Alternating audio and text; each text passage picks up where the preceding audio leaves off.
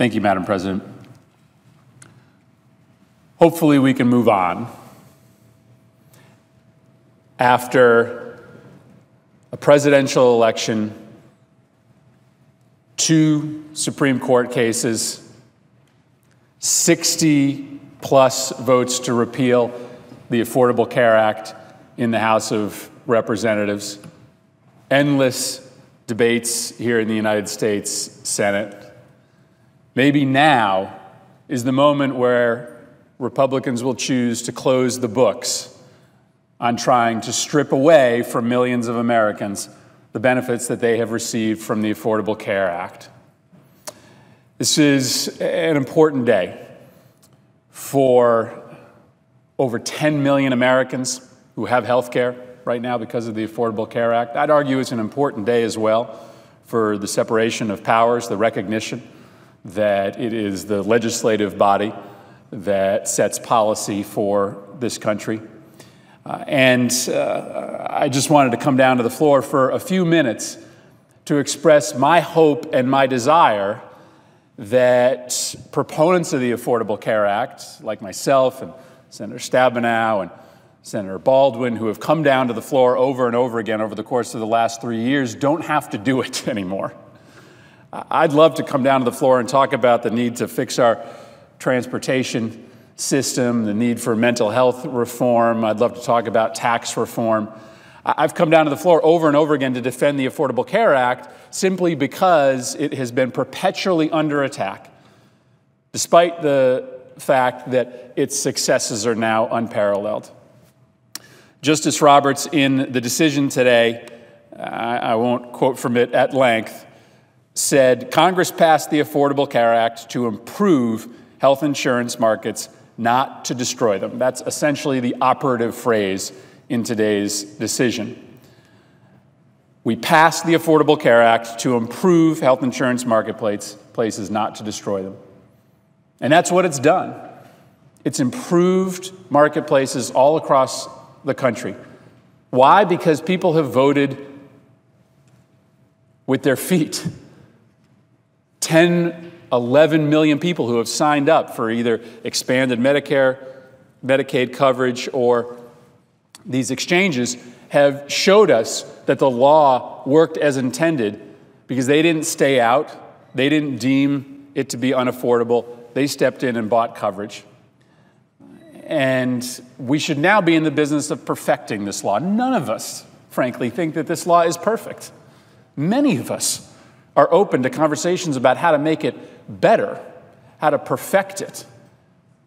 But hopefully now that the Supreme Court has completely shut the door to a judicial repeal of the act, and after debate, it's clear that there are not the votes nor the support, obviously, in the executive branch to repeal the act. We can move on to something else.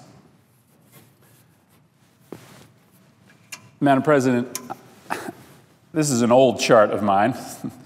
I brought this down to the floor several months ago when a colleague of ours suggested that the administration shouldn't be celebrating the successes of the Affordable Care Act, as if people receiving health insurance for the first time in their life wasn't something to celebrate. As if 17 million children with pre-existing conditions who will never have their health care taken away from them wasn't something to celebrate. As if 9.4 million senior citizens who are saving $15 billion on drugs isn't something to celebrate. I get excited when I talk about the Affordable Care Act because I know it's a really sober and important topic, but because when I talk to my constituents back home, they're excited. They're bubbling over with enthusiasm, those of them who never had the chance to get health coverage before the Affordable Care Act, those that worried every single night, sick, that their child wouldn't be able to live a normal life because their existence would be obsessed with whether or not they were able to cover their complicated illness with insurance. There are millions of people who are celebrating this decision today. And it's a sober day because hopefully we'll be able to have a conversation about how we can move on to another topic. But it is a day to celebrate for the 6.4 million Americans, first and foremost, who would have had their insurance taken away by an adverse decision. But for all Americans who would have been caught up in an insurance death spiral had the decision gone the other way. So, Madam President, I hope that we can limit our discussions about the Affordable Care Act to ways in which we can make it work better. I hope that we can now spend more time talking about other things that matter to this country. I hope that the House of Representatives decides to give up this obsession with repealing the Affordable Care Act, something that is simply not going to happen. And for its opponents out in the field, the Supreme Court has shut the doors to a judicial repeal of the Affordable Care Act today. I think of a lot of stories when I think about what the Affordable Care Act has meant to the people of Connecticut. We have cut our uninsurance rates in half in Connecticut.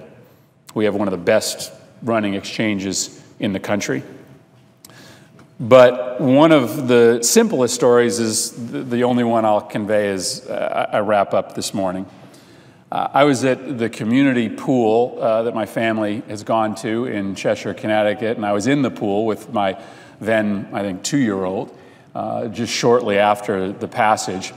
And a young man about my age came up to me and he said, "Listen, I'm sorry, Mr. Murphy, to disturb you. I know you're here with your son, but I've got a little boy too. And he's got a congenital heart problem.